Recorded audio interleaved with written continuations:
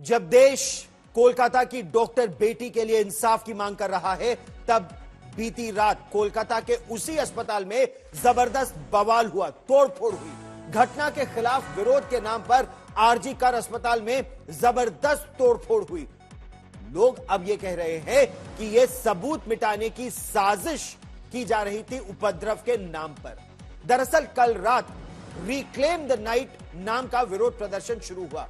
महिलाएं सड़कों पर उतरी कि महिलाओं के लिए रात में भी घर से निकलना असुरक्षित नहीं है। महिलाएं एक बार फिर रिक्लेम द नाइट कर रही हैं, यानी रात पर भी उनका उतना ही अधिकार है जितना दिन पर। और देखते ही देखते वहां बड़ी संख्या में पहले तो प्रदर्शनकारी आए, फिर उग्र भीड़ आई और भीड़ उग्र हो गई, अस्पताल में घुस गई, तोड़फोड़ करने लगी। भीड़ उस इमरजेंसी वार्ड से लेकर उस कमरे तक भी पहुंच गई, उस कमरे के बाहर तक जहां डॉक्टर बेटी के साथ जबरदस्त दरिंदगी हुई थी। भीड़ पर काबू पाने के लिए पुलिस ने पहले लाठीचार्ज किया और बाद में आंसू गैस के गोले उसे दागने पड़े। लेकिन सवाल यहां यह उठ रहा है कि आखिर अस्पताल पर इस भीड़ ने हमला क्यों किया, या फिर एक गंभीर सवाल जो इस समय उठाया जा रहा है कि कहीं यह सबूत मिटाने की साजिश तो नहीं थी। आखिर 60 मिनट तक हुड़दंग की छूट किसने दी? क्यों पुलिस नाकाम रही इन हुड़दंगियों को पकड़ने में, दंगइयों को पकड़ने में? अस्पताल में तोड़फोड़ पर सियासत अब तेज हो गई है। तृणमूल कांग्रेस और भारतीय जनता पार्टी दोनों एक दूसरे पर आरोप और प्रत्यारोप लगा रहे हैं। भारतीय जनता पार्टी ने तृणमूल कांग्रेस पर गुंडागर्दी का आरोप लगाया, तो तृणमूल कांग्रेस के सांसद अभिषेक बैनर्जी ने अस्पताल पर हमला करने वालों की पहचान पर और एक्शन लेने की बात की है। इस समय एक बड़ी खबर आ रही है।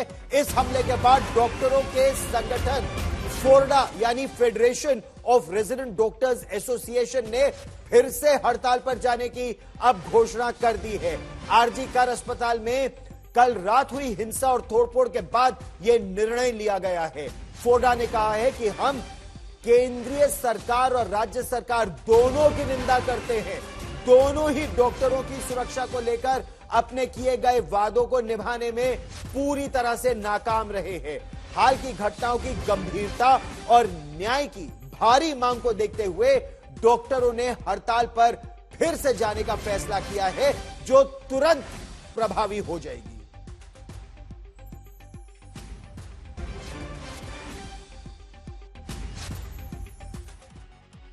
और अब से थोड़ी ही देर पहले पश्चिम बंगाल के राज्यपाल भी मेडिकल कॉलेज पहुंचे हैं, प्रदर्शनकारी डॉक्टरों से मिले हैं और उन्होंने न्याय का आश्वासन भी डॉक्टरों से दिया है। क्या कहा उन्होंने, हम आपको सुनवाते हैं।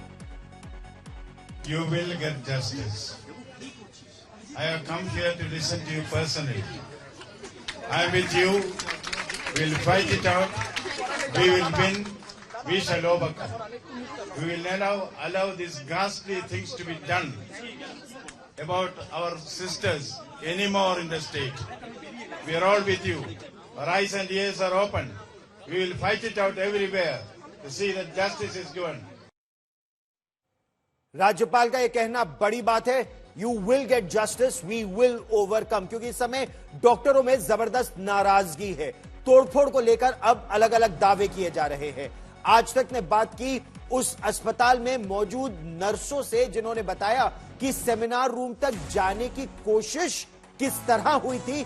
सेमिनार रूम यानी जहां पर उस युवा महिला डॉक्टर के साथ दरिंदगी हुई, कहा यह जा रहा है कि सामूहिक बलात्कार था, यातना दी गई थी और फिर बहुत निर्ममता से उस महिला डॉक्टर की हत्या कर दी गई।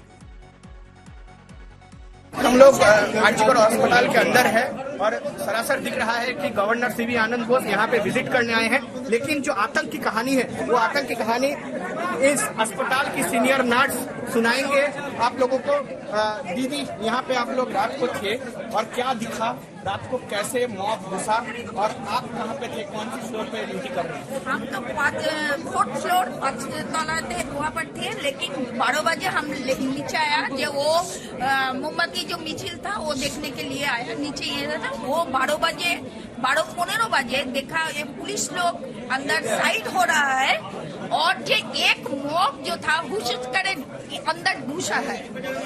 उसके बाद हम लोग ऊपर चले गए, ये आंदोलनकारी है हो गया। क्या लगता है कि आंदोलनकारी जो था उन लोगों का मेन टारगेट क्या था? मेन टारगेट क्या थर्ड फ्लोर मतलब चार तल्ला जिसका सेमिनार रूम वही दावा है सबका? एक ही टारगेट था ये जो शांतिपूर्ण अवसान हो रहा है 5-6 दिन से वो ध्वंस करना।